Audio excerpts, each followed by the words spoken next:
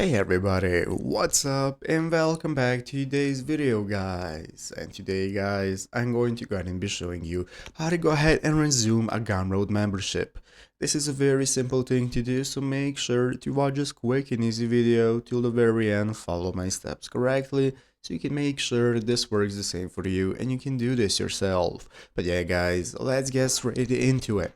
So the first thing we want to do is to go ahead and open up the official Gumroad website right here, gumroad.com, if you have not already. So after opening it up, this is going to be the main page you're greeted by.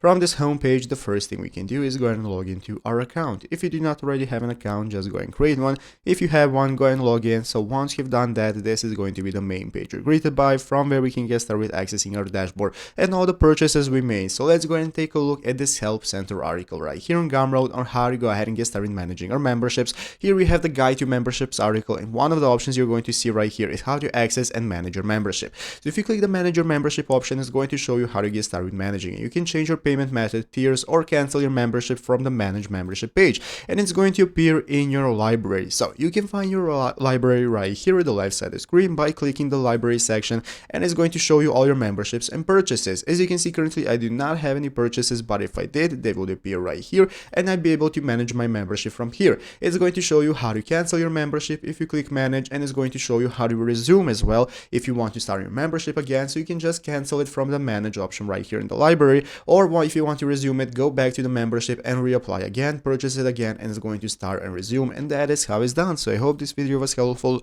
If it was, make sure to leave a like, subscribe to the channel. Thanks for watching, take care, and bye.